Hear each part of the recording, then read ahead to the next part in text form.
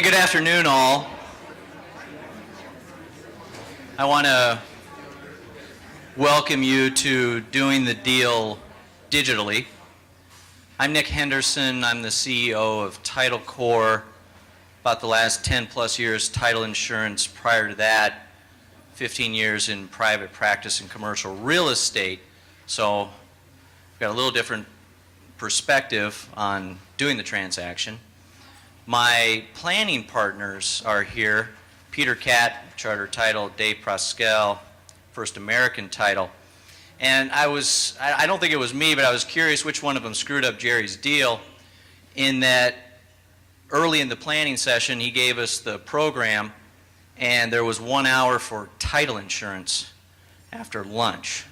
And combined that with change agents, and we said, all right, Jerry, we'll take on the challenge like any good title company. And so we think we've got a good solution for you today.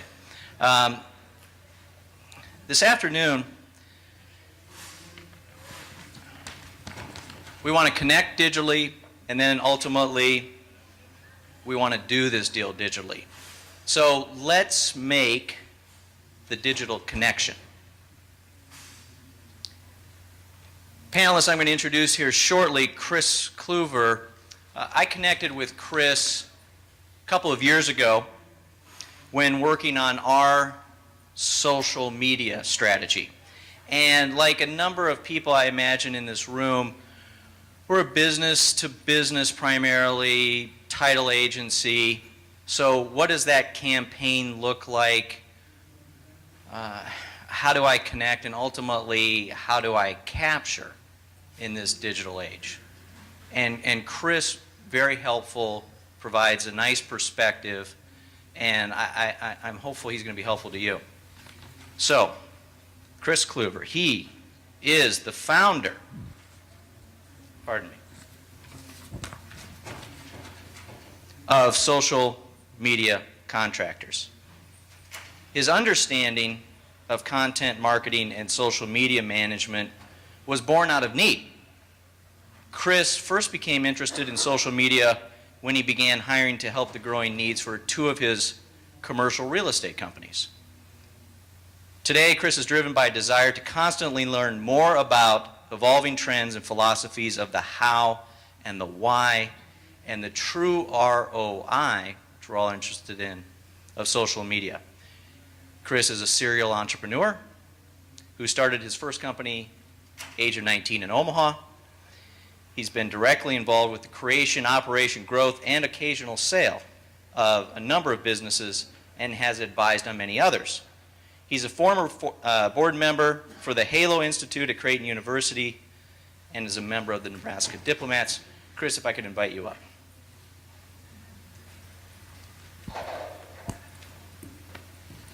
Thank you very much, Nick. Let's see if we can get this going here.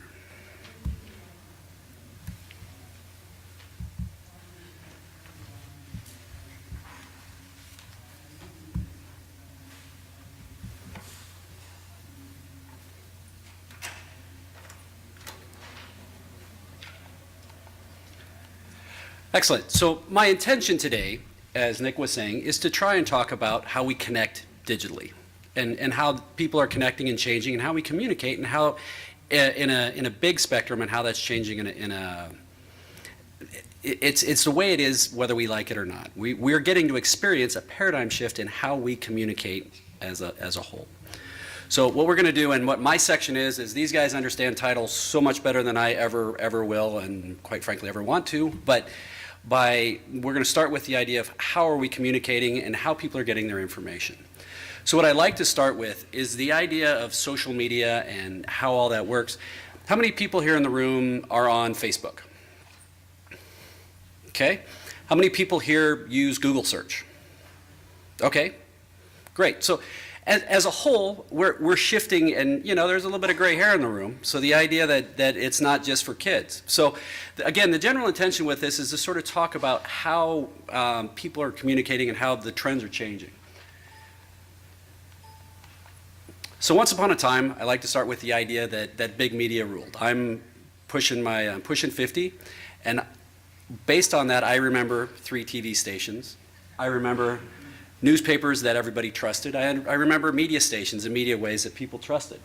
But when you look at it, everything's changed, especially how we get our information. It doesn't matter that the information is still the same and the information that we value is critical, but it's what information we're getting and how are we getting that.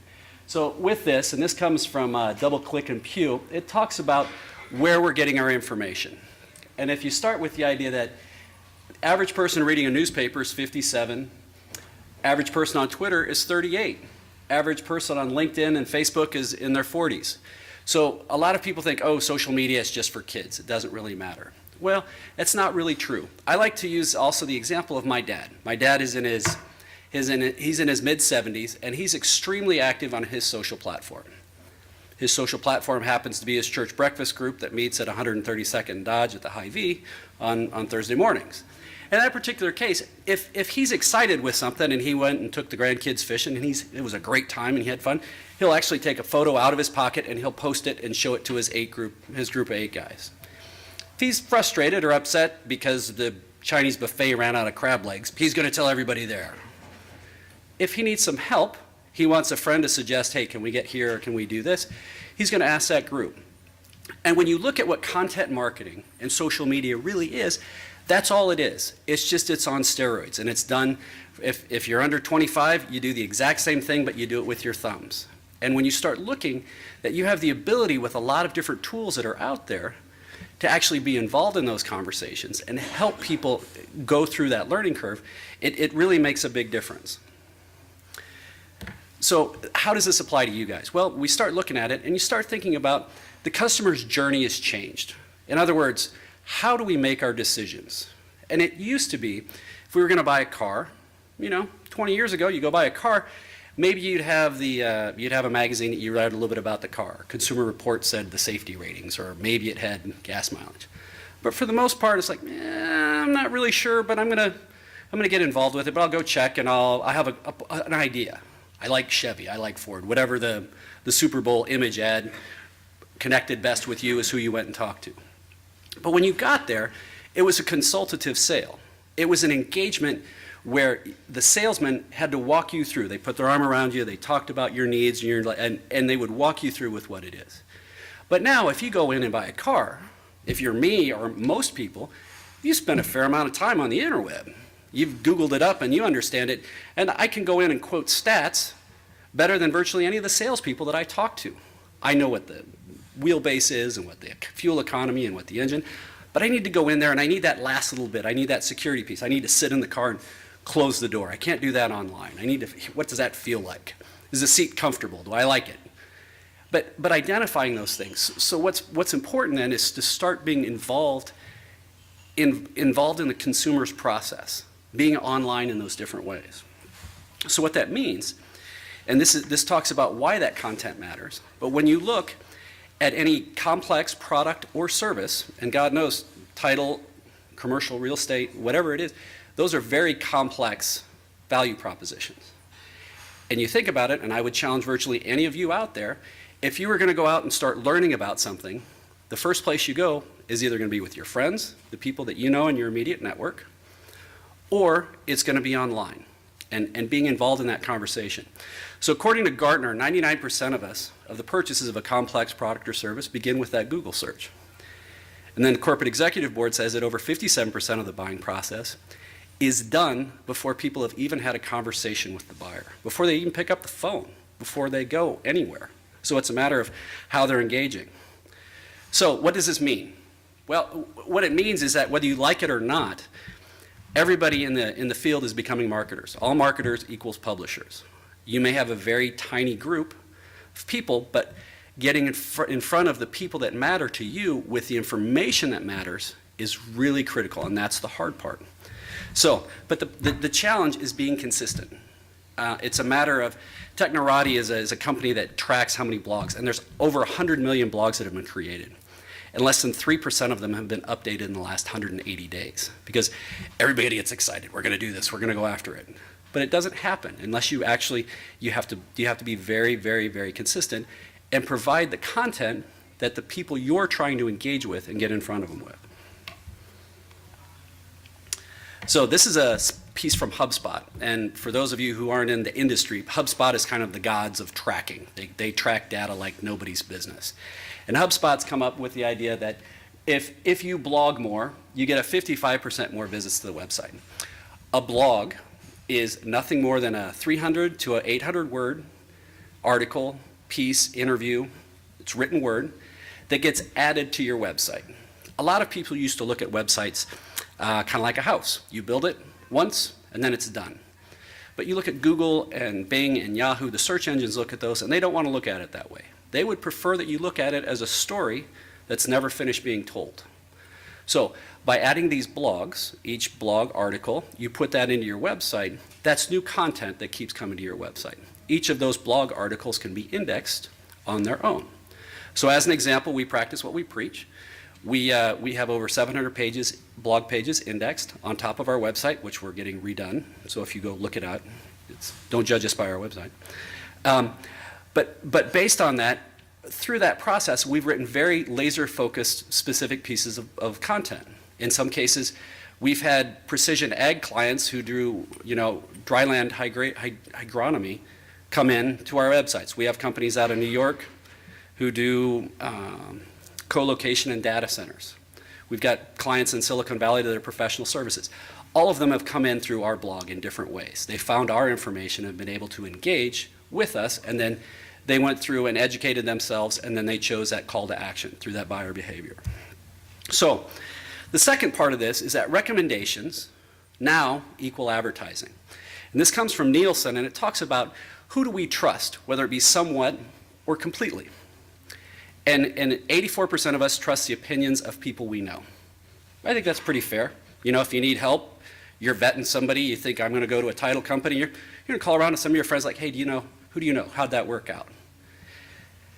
70% of us will trust consumer opinions posted online from complete strangers. That, when you think about it, has an amazing impact. This can be on review places, but it can also be on it can be on the social platforms, or it can be in the straight review places. But if you look all the way down as you go through the board, fewer and fewer of us trust traditional advertising. We have the ability to filter it out, to dismiss it, to glaze right over it. But in the cases of the consumer opinion, so a specific example of that is a friend of mine had a 13-year-old daughter, needed to get orthodontics. Okay, so he went to Facebook. Get to join the lovely world of orthodontia. Any suggestions? Ping, all right. Within an hour, he had 9 people who made suggestions. 3 of those suggestions came from seniors at Children's Hospital. 2 of those came for the same orthodontist. So in that particular case, he made a $3,500 buying decision, roughly, based on 1 Facebook post in an hour's time frame. But to me, what gets really interesting is that when you look at the consumer opinions posted online, he's friends with 500 people. Not all of them are here, not all of them have kids, but the likelihood that he has some other people in that community have a like culture, they have kids that they need to have orthodontics, probably pretty good. So when other people start seeing that, it starts getting out in that reach and frequency. And obviously, we're not doing orthodontics, but it's the same type of thing as how we communicate is changing. So this is one of my favorite pieces. It's a combination between MIT and HubSpot, and it combines the two. So what this means is that if you do the most beautiful, earth-shattering blog that changes people's lives, and you put it on your website, and nobody ever sees it, it doesn't really mean a damn thing. It might help you a little bit because you put some good words on your website, but if it's not getting out there, it doesn't help. So if you can take that blog, put it into a shareable format, and you've built a good quality group of people that you're reaching out to, not huge, the right people, not cute kittens and Kardashians, but people who care about you, what you do, then you can put that out on Facebook, on Twitter, on LinkedIn, on email, whatever it is. But if you put that in a link and you make it shareable format and you allow other people to share it, well, you could be a very genuine, real person. And they say, yep, this came from these guys, and I kind of trust it, but eh. But if somebody else says, hey, I saw this, I know these guys, and I think this fits for you, and that gets referred, that's what we really trust. And that's where the real juice starts to happen. The real juice for that squeeze is being able to get that out there. And when you think about it, the combination of these two things, if you get people then to drive to your site and engage in your site, at that point, it allows them to start doing their due diligence. It allows them to see who you are, how you approach things, and they're not going to read everything. But if they can find something that is specific to them, that's where it really gets exciting. So the three primary areas that we see that are good for social media are, and this is very strategic social media, but it's for building brand awareness. It's nice because through the tools on Facebook, on Twitter, and whatever it may be, you can separate things and target people demographically. You can target them geographically. You can target them. It's crazy. We work with an elder care community, and in that particular case, we've identified through our strategy that the primary decision maker for somebody making an elder care decision is eldest living female. In this particular case, they're a really high-end group, and they are trying to stay, so we're looking at the top $10 financial demographic in Nebraska, top 10%. Eldest living female typically is 58, is a primary decision influencer or decision maker, and it's her daughters are the primary decision influencers. So figuring that out, but being able to do that, it allows us to go out and build that brand awareness specifically to that tribe, to that group of people. Recruiting.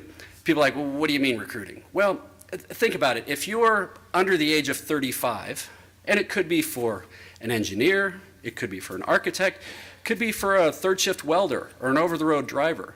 Some of those guys are going to be on Facebook, or not on Facebook, but on Monster. There we go, can't even think of it. But virtually none of those guys are going to get the newspaper. So the idea of running a want ad is just amazing to me. I don't know how many companies we've talked with who've run want ads for third shift welders and gotten nothing because I don't know that welders aren't reading the paper. But if you look at it, where they're going to find them is going to be on LinkedIn. It's going to be on Facebook. It's going to be on Twitter. And when you look at millennials, trust me, I have a bunch of millennials that work for me. Figuring out what motivates them is a gigantic pain in the ass. But being able to talk to them and work well with them and figuring out their motivations, they do their due diligence just as hard as I do my due diligence on them. They check out that company. And the way they do that is with their thumbs. Hey, does anybody know these guys? And they're going to look at all the social platforms to see who's out there. So being part of that conversation is good. And a trick that we use is if you have great employees already that fit that demographic, do an interview of them and put that on your blog and let them send it out. Because if they send out a link on their Facebook that says, hey, this is where I work, and this was an interview on me, they're like, that kid's vouching for your business. You know, they're saying that they enjoy it. And then the third thing is leads. And we used to talk that you're never really going to close deals, but we have since found that to not be true. We have clients from Silicon Valley, New York City, and we have clients that have closed themselves. They've gone all the way down into the funnel and called us up and said, we'd like to start on the 15th. And when that happens, you know, I do a little happy dance and don't let anybody know it in the office. But it's getting to where that is. Now, we recently just acquired some software that allows us to actually track who comes into the site, how many pages they see, what company IP address it is, how long they're looking, and when and it does it in real time. I mean, it is amazing the types of software that's out there that are letting people do that. So the 3 steps for success, if you're looking at starting this, the first and foremost key of all of this is always, always, always, always start with a strategy. That's where people fail the most. Most companies, it's like they've got somebody who's old and gray hair, like, we got to do the tweaking in the Facebook. And it's like, why? Well, because we have to. So, okay, fair enough. And they give it to the intern. The intern has the most experience with the tool, but they don't have any strategy of how to use the tool. So with the strategy, it really comes down to what does success look like for you guys? Who are you trying to get in front of? What do they care about? What do they value? Who are the decision influencers? Who are the decision makers? Where can you find them? And what do they trust? The second piece then, and so when we do a strategy, we'll do the strategy, then you do the content creation. And this is where you're creating content, not that's great. It's not title in general. It's you want to get as specific as you can because in your particular cases, it may only be 5 people that find it interesting. But if you can get in front of the right 5 people, that starts to show thought leadership. That creates more and more value for you. So it's a matter of being very, very focused with how you approach it. And then the third is with that daily platform management. It's building that opt-in audience. It's not, It's not going for volume. We had a medical group that went to Bangladesh and bought 10,000 Facebook fans, and they were shocked that nobody bought any diabetic supplies here in the United States. So it's to me, it's interesting when, if you identify who you want to get in front of and you build that strategy, that's how it really works. So metrics, we won't go through all this. This is some work we do for the Department of Economic Development, but it outlines, you have the ability now to see the region, the age, the metrics around what you can research is just getting more and more amazing. So, quick little thing on what we do is basically we'll coordinate and build that strategy piece. We have writers, editors, all in-house, and then we'll build and converse, help actually build those networks. And so another trick, or what we've identified as best practices, is for daily social engagement is 2 Facebook posts a day, 6 to 10 tweets on Twitter a day, 2 posts on Google+. Google+ isn't a very active platform, but it's a great way to pay homage to the Google gods and make sure everything gets indexed. And 3 to 5 times a week on LinkedIn, being able to broadcast those pieces out. So there we go. Chris, thank you. I talked way too long. No, perfect. I did it. Good. We're going to try to leave a little time at the end. Thank you. So, thanks to Chris for helping us make that digital connection. I'm going to introduce a couple of more people to our conversation right now. We've got Dan Smith and Nancy Pratt. I think most of you know Dan. Dan's a partner at Smith Gardner Slusky. He's been practicing for approximately 35 years. He's got a vast experience. He's very knowledgeable. He's determined. He's an advocate for his clients. I've worked with Dan for a number of years, can vouch for that, and he's got a number of recognitions and awards. We're also joined by Nancy Pratt, and Nancy is the Vice President of Operations and E-Strategy for Pavaso. She provides the team leadership at Pavaso. She manages the implementation and support of new customers, overseeing the day-to-day logistics of operations and procedures. She's responsible for the industry partnerships and strategic development and positioning in the marketplace for Pavaso. She's got over 10 years of experience in the e-mortgage, e-closing space, and that plays a key role in the go-to-market implementation strategies for Pavaso's role in 2 pilot programs they currently have with the CFPB. She's been in the mortgage industry, title industry for over 32 years, and she was the one that actually performed, the first complete e-mortgage and the first ever FHA and VA e-closings. She's a member of PRIA, the MBA, MISMO, the National E-Notarization Board, E-Mortgage Fannie Mae Innovation Team, and is currently on the 2015 Technology Committee for the American Land Title Association. So, Chris has made the digital connection. Now we're going to do this deal digitally. Dan, Nancy, by that bio, is going to address a little bit more of the specifics of the digital close. But I was interested during our discussions the other week on your perspective of a real estate transaction, for example, and how we collaborate up to the time of closing. Can you expound on that a little bit? Well, this is a Doing the Deal digital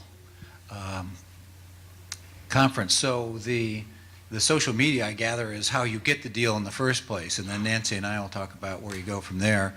And my observation on the commercial real estate side, which is all I do, mostly representing lenders and larger commercial real estate transactions for 38 years. I've been doing this for 38 years.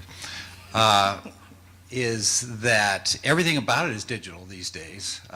We have deal rooms. I did my first digital deal room 10 years ago. We've been doing it ever since. And I have a company that builds them for other lawyers as well. But every moment of the transaction is all digital, the email going back and forth, where the documents are stored, the conference calls, right up to the point where we close. And maybe Nancy can actually help us with this a little bit. That's by way of introduction, is that at least in the commercial world, unless somebody can raise their hand and tell me differently, when we get up to the moment of closing, we go wet signature not digital signature. And, Peter Drucker said that culture eats strategy for breakfast, but culture also eats technology for breakfast. So the main thing that has to happen going forward is that lawyers, lenders, and other people that are doing large commercial transactions have to get comfortable, and there has to be a cultural change before we make this transition into doing the entire deal digitally through close. So that's going to happen. The legal framework is there. We don't have a lot of time to talk about that, but the legal framework is absolutely there. Getting a little better over time because they're moving on notarization, digital notarization here in Nebraska even as we speak. But I just don't think that us old fuddy-duddies and maybe the young fuddy-duddies are quite ready to actually close and feel confident about their commercial documents, at least. So you think it's cultural? Cultural. So it's not legal? I don't think so. It's not the technology? It's kind of like moving to the cloud. It's all there and it's very secure. You just have to get people used to the idea, and then gradually they'll do it. Oh, I don't disagree. So let's invite Nancy up, and she can address a little bit more the legal underpinning, if you like, the technology behind a digital close. So Nancy. Thank you. Let me figure this out here.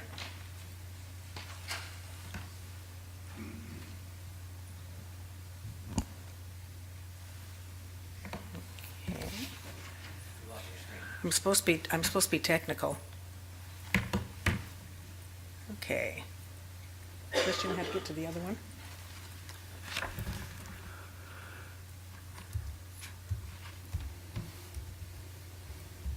Thank you.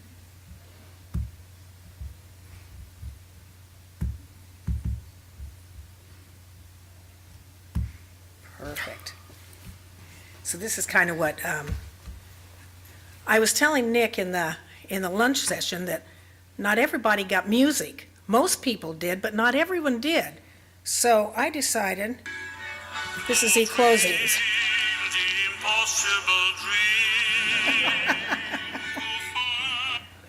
So I wanted music. So anyway,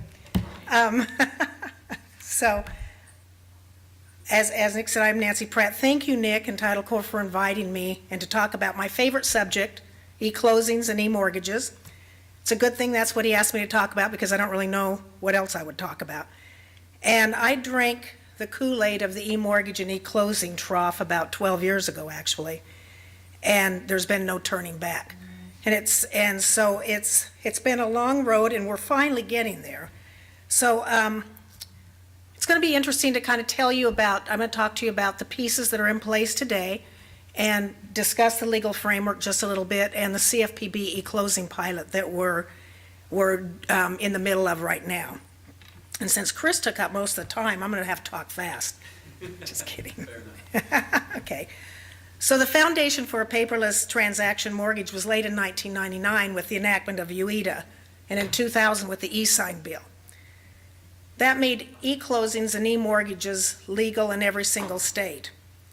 So I guess the whole thing is, what is the e-stuff all about? Is it real? Is anyone doing it? Do we have customers? And what are the components?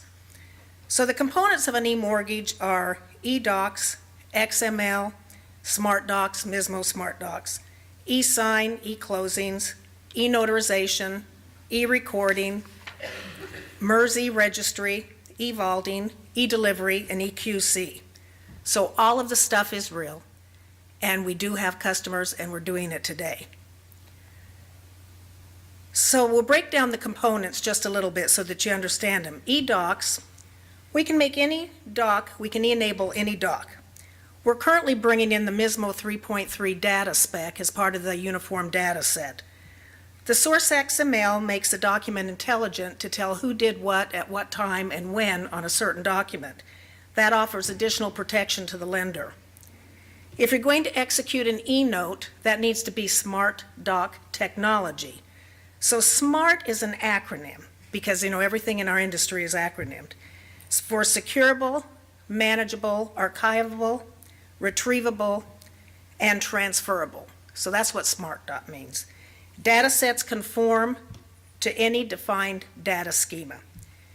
E-sign and e-closing. So we all know what e-signs are. You do that every day. You do that at the grocery store, you do that at department stores, you do that in contracts with just maybe a one-off document. E-closings are just a little bit different, where you have the MISMO technology and the tamper seals and the audit trails behind e-closings. So just a little bit different technology on that, a little more secure, if you will.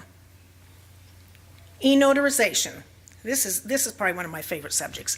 So e-notarization currently is legal in 19 states. And as Dan was saying, it's in the legislature right now for Nebraska. So in 2004, it was legal in all but 6 states.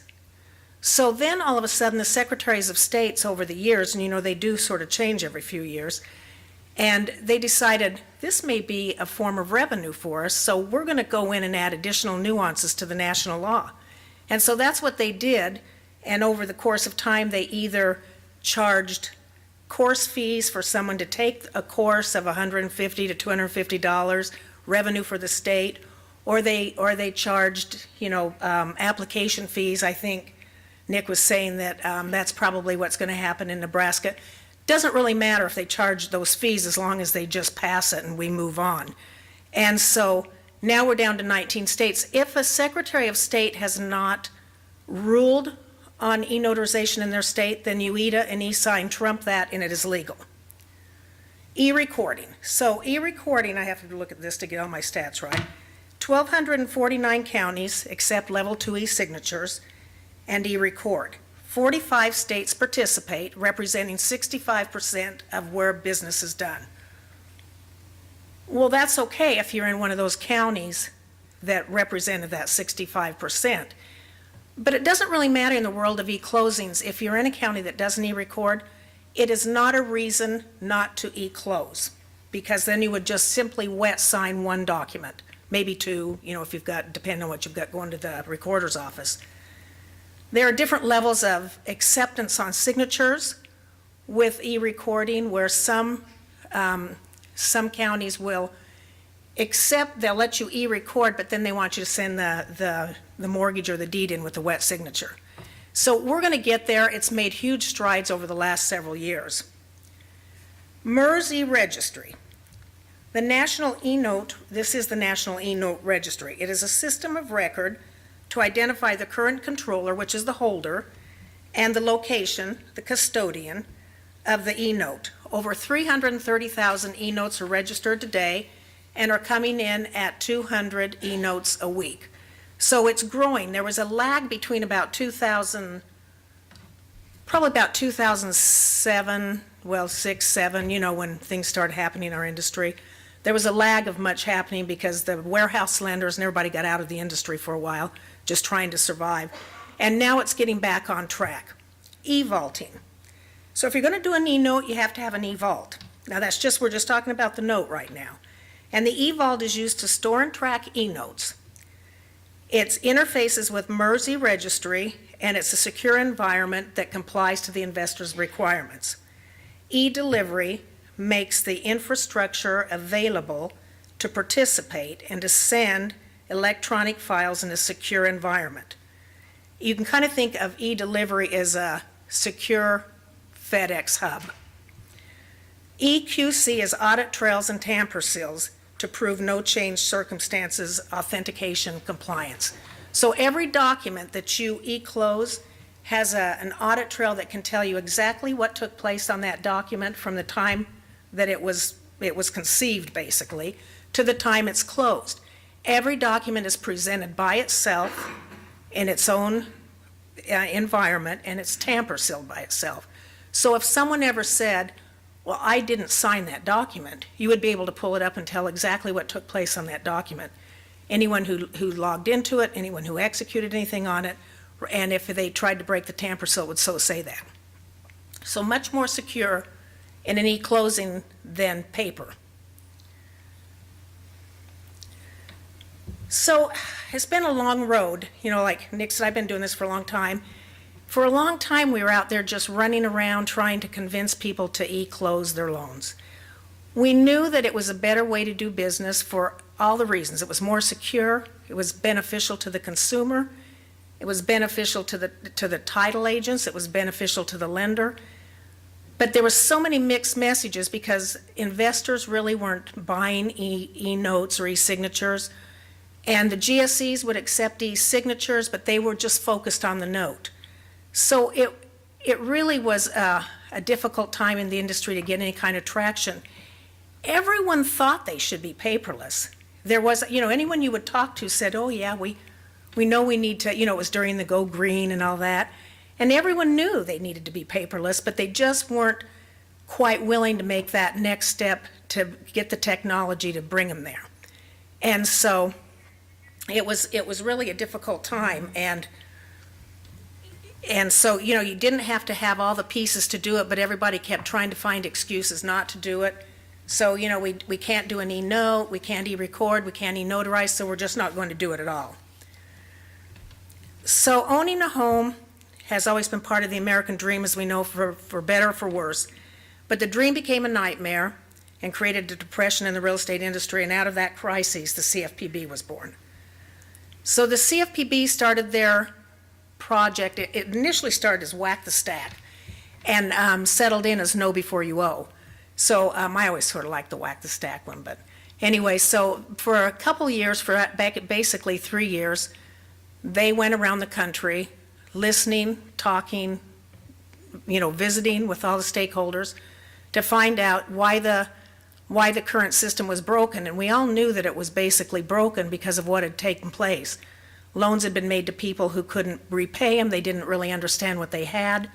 And so out of that whole 3-year period, they consulted with those of us who had been doing e-closings for a long time, not asking us what they should do by any sense, but just saying, if you're in the market doing this today, what is good about it? How does it work? How are you doing it?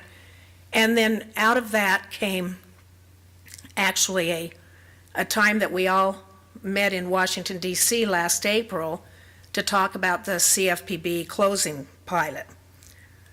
So the CFPB actually, when they visited with the consumer, they heard the same things. There were mounds of paperwork that people were, forced to sign that they didn't understand, with kind of font the size of fly speck, and boilerplate language, acronyms on everything, and they would end up signing it because they needed the end result, the house that they wanted to buy.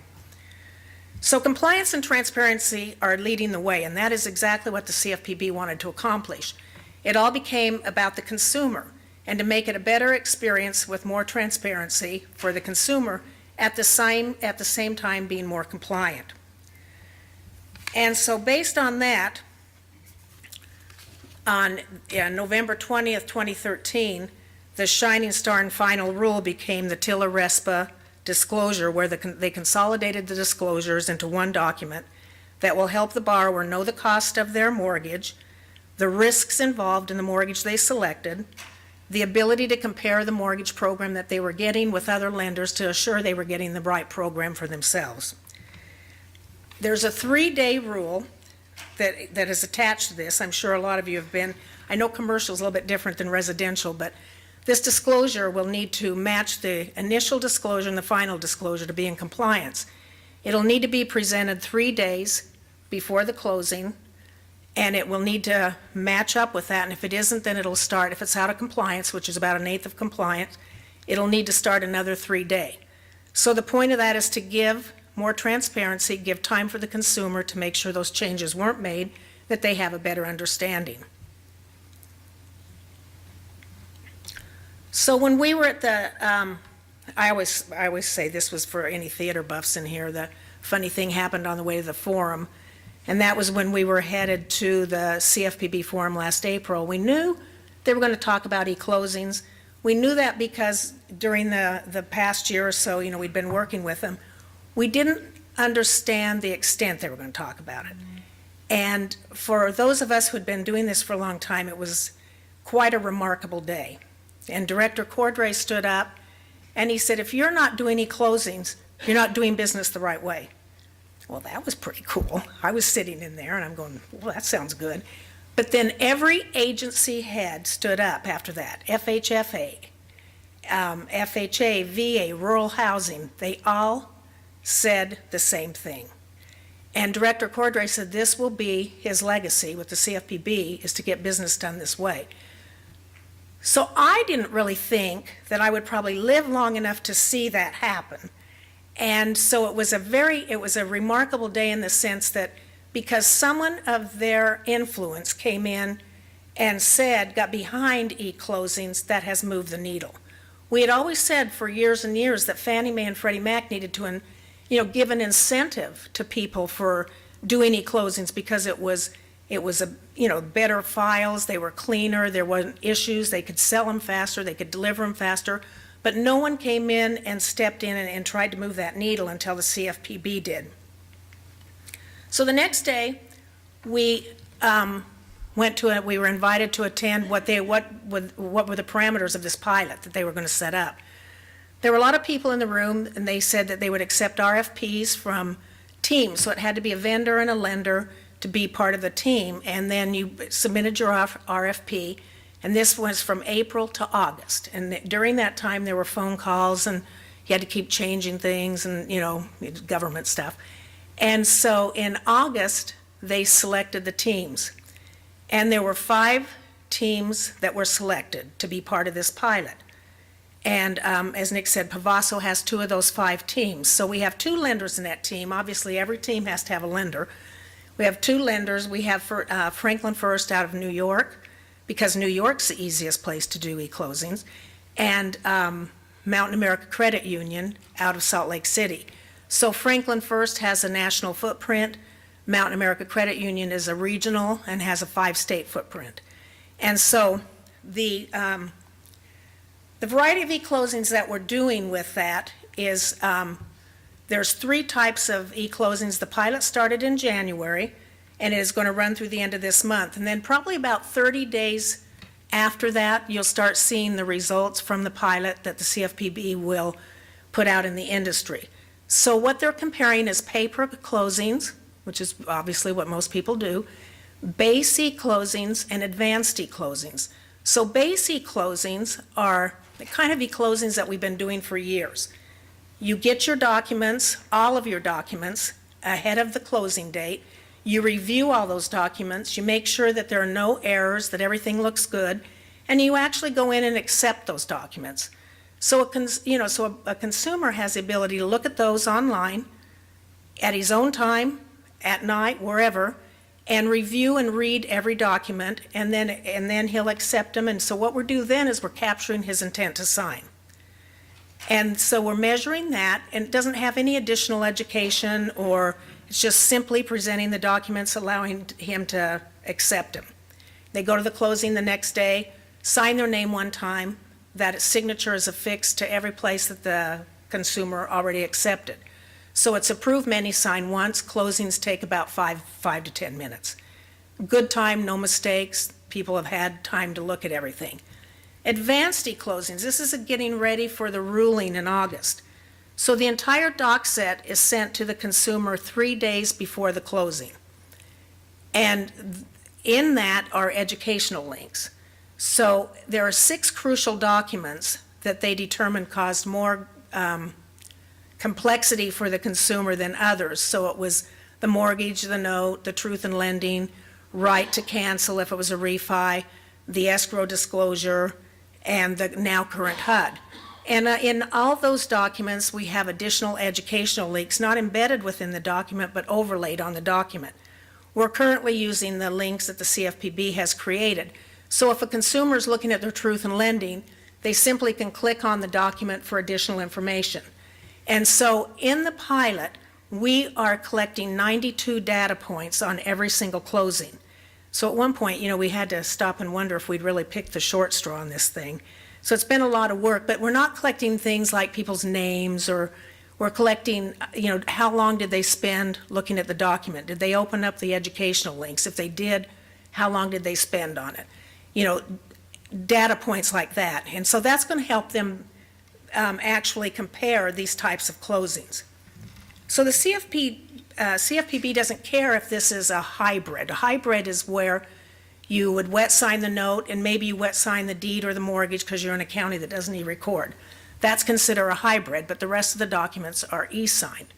And so they don't care if it's that. In some situations, we're doing full e-closings where there's no paper.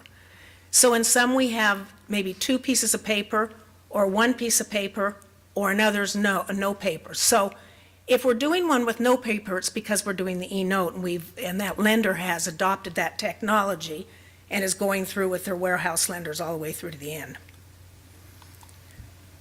So the whole purpose of this is just to enable the consumer understanding and to clean up, just to kind of clean up the process, make it more compliant, more transparent. It gives the consumer time to review their documents, understand what they're signing.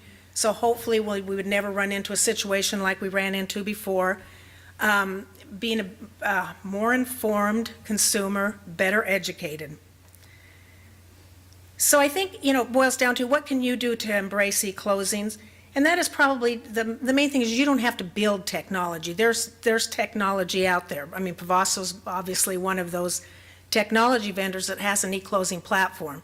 But you have to have a platform. There has to be a platform, and you need to be open to a partner that has that platform and that's MISMO compliant and it's going to, keep you above any kind of problem with that.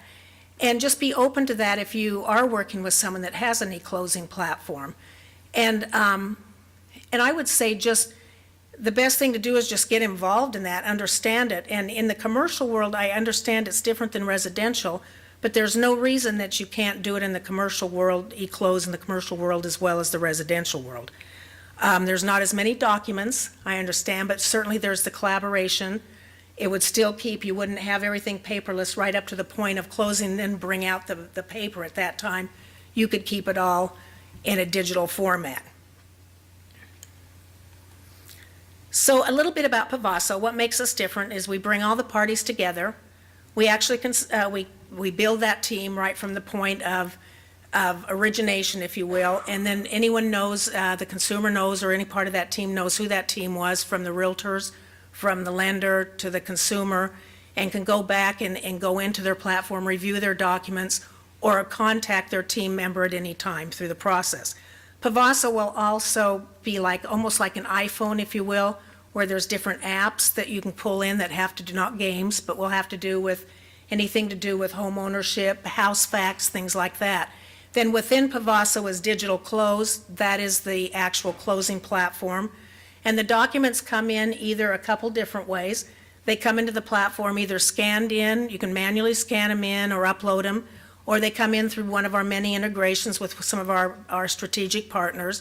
And when they come in through an integration, they come in totally mapped when all the signature blocks are on them. And then the consumers and all the stakeholders can get in and review the document. And I think this is what's kind of important in the commercial world. They can actually communicate about that document within the system, not pass things around. Everything that takes place within that system is kept within the system. So any conversations that take place, there's a log of that.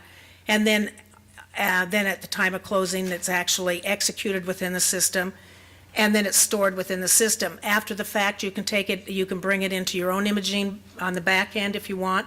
You can keep it there in the system and always refer to it and come back in a single PDF, to which you can break it out, OCR it into your back end operations. And in addition to the single PDF, every document is in the system by itself. So if you just wanted to download a review, or if auditing wanted to get in and review just a few things, you could get in that way. So you can make the system available to any of the stakeholders within your office. So the most important, is obviously the customer. There's the reason CFPB starts with a C. I think compliance is going to bleed into the commercial world, just like, and the banks are looking at it in all their aspects of lending. I'm now, with banks I'm working with, we're talking to their commercial divisions, their small business divisions, small, SBA, home equity. They want the same platform for all of their customers, and they want that compliant process. And, and I think Chris spoke to this, the millennial, it's the biggest generation since the baby boomers. They will not do business in the traditional manner. That, they don't have emails really anymore. They expect to do business like this. on their phones. We have a mobile app that's coming out where you can review documents on your phone, not execute them. And then, but, you know, we know that we have to appeal to this generation as well. And, you know, so there's just going to be a new environment. There's going to be a lot of change. I think be open to that change. And remember, in August 1st, you know, it isn't about just one document, that new TRID form. It is about the entire consumer experience and all the documents in the file. So I hope I didn't go too long. I start talking perfect. fast there Thank you. again. No, Can I take a one-question survey of the audience? In commercial real estate, either closing a straight commercial purchase sale or doing a lending transaction, has anybody closed a deal on the commercial side using only digital signatures? That is, they never had a wet signature, as you know, ink-based signature as a part of closing the project. Anybody done that? Anybody looking at doing that? Just curious. Come on, you're supposed to say yes. Yeah, Mike. Right. How does e-notary work? I mean, you still need a person there to. Yes. Yeah, yeah. Do you want me to tell you how, so the notary, the seals, so we have our own e-notary, we've got our own. So the notary seals, we bring it in, we have to prove that that person is a valid notary through their commissions, you know, ID, all that. We bring it in, then we take their seal and we make a digital copy of it according to what the state guidelines are. And so as soon as that notary, the borrower has to be in front of the notary. That does not change. We're not doing business the other way. The GSE's push back on the Virginia-based model, web models. But the person has to be in front of the notary. So as soon as you log in as the notary, the authentication from your borrower they have two forms of ID that they have put in that tells that they're sitting in front of you. As soon as you put that in, your notary stamp appears on the document with all of the pertinent information. So it looks just like the one you do now, it's just digital. So Most litigation on contracts revolves around the formation of the contract, not about the actual execution. The lawyer's fear, of course, is that somebody repudiates the signature and says, that's not really my signature. Then you have to go through some colossal effort to prove up it really is their signature. If you do digital signatures correctly, it's a lot harder to repudiate the signature. So I think eventually we may see this become a trend, but on the commercial side, I'm thinking 10 years before it gets any traction at all. I mean, anybody disagree? Well, why 10 years, Dan? Well, I it's disagree. We the can do it culture. because we can't quite do it right now. We've got the e-notary bill is on the general file, and we're hopeful. Well, it's culture, But if we cost get that benefit. through, then it's just cultural. Culture, cost benefit in part because, you know, if you're doing a $10 million transaction, you've got to FedEx something overnight, and you have to plan ahead a little bit. It's not that much overhead on the deal. It's really making you crazy. If you're doing 2,000 residential deals a month, now you need a system, right? And you better be efficient about it, or you're never going to make any money doing it. On the commercial side, there's a lot of money on the table on these deals, and people are pretty traditional about the way they go about them. And plus, I think it's a 50-state thing where the legal environment, maybe some case law begins to grow up and develop. So these very conservative lenders that I represent say, okay, our law department now is getting comfortable with this idea. Well, yeah, I agree. But that's why I think we're excited like Nancy is. We're flipping a little bit to the residential side here, but you've got a big regulator, and you've got all those agencies, and they're pushing for just that change. So then often those banks have a residential component. Well, I always say And I do commercial real estate because it's a lot easier than residential commercial estate. I Real agree. estate, which has this huge regulatory overlay. I don't think anybody's going to compel us on the commercial side to do digital signatures. I don't see that happening anytime Well, soon. so Chris asked the question when I first sat down with him, and he said, I'm a commercial developer. I own commercial property. Why do I want to do this digitally? Chris? Are you talking to me? Yeah. Why would I want to Yeah. close a commercial transaction digitally? Yeah. Right now, I have no high incentive to do it, honestly, because there's just not enough volume in it. I might personally do on my own investment portfolio 4 or 5 real estate deals a year, maybe. And so I don't need the added efficiency. Now, as I said before, everything else we do in our world is digital. And of course, there's the difference between electronic signature and digital Right. signature. We've been validating electronic signatures for 150 years in the courts because originally, first probably electronic signature was a telegraph acknowledgement of approval of a contract, which was approved in a case in 1858 or so. And so those are around, and also in my practice, occasionally we'll accept a non-core document on closing day, like an environmental and ADA, with the signatures on it, because most courts are actually going to enforce those. We always tell the lawyer on the other side, we want the original follow. So as long as it's not a note, not a mortgage, not a guarantees, something like that, we sometimes do accept those because we want to get the deal closed, and I have every confidence that those documents would be enforced. But the problem we have is that in the modern era, I'm never where the signature is being signed. I'm never there. And neither is the lender. We don't sit around tables and do closings anymore. They're all sent in overnight.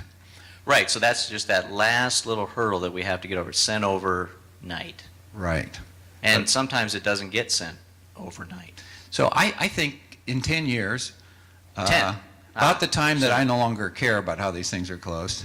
Come on, you're one of the guys that are out in front. No, and I am very much at the forefront of technological change, but it's also got to be market driven. I mean, people have to say, I need to do this for some reason, and the usual reason is money, or some regulator says that you're going to do it this way, and the regulators tend to stay out of the commercial business because they assume everybody's an adult and sophisticated in that business. So Well, being sophisticated adults, this is what we should do. eventually. And the group that might be following us a little bit, Dan, this is a little more native to them. Well, right? I will say, like e-filing, 5 years ago, 6, 7 years ago, we didn't e-file anything. Right. And now I doubt there's anything we don't e-file on our transactions. So we had to get comfortable that Right. was a meaningful way to file documents. E-record now, that seems to, vast majority of people are e-recording, and so that's why I say, as much as anything, the takeaway is, we don't have to create anything new here. The underpinnings are all here. They've been here for a long time. You can do the deal digitally. Now, we need a little help in Nebraska on the e-notary, but that's just because, I think they want to collect some additional fees. Well, people have to also invest in the technology. So there's some money associated with this because, for instance, a promissory note, in order to be a negotiable instrument, you have to prove up its custody and control, and you have to do it in the right way, and that takes the correct technology. True. And so the lenders and the lawyers and the people involved in these things have to be willing to invest in and understand that technology and implement it. So that's another little hurdle. Just a hurdle. Yes, sir. I had a transaction about 2 or 3 years ago involving a company that was from Beijing, and they had an office location in Texas, and they were doing a transaction in Nebraska. And it was my understanding, the way it came down, was that there needed to be a witness of the signature in Beijing, where he signed, and then that was sent to a domiciled corporation incorporated in Texas to get it back over to states, and then that would go up with banking channels to the Omaha bank. And so could you tell me how that actually would work right now, today? Yeah, so the question was, if you're doing a transaction with Chinese national, right, or Chinese corporation, they're executing in China, they send it over to their American local office and so forth, how would you do that transaction in a day? The definitive answer is I have no idea. I have done international transactions with Canadians, and even then we had to research how their documents got notarized correctly, and how they could be considered to be valid in the United States, because we just don't do it that often.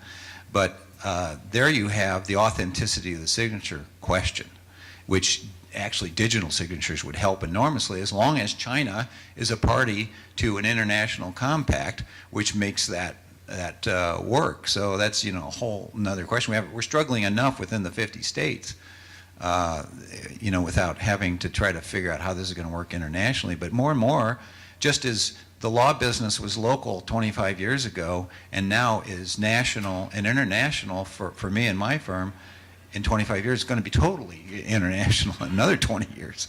And so we're going to have to learn how to do this. I just have to tell you right at this moment, I have no idea how to assure yourself that that signature is authentic. Hey, thanks. We're a little out of time, but I appreciate it, and I appreciate the panel that we've had. So thanks all.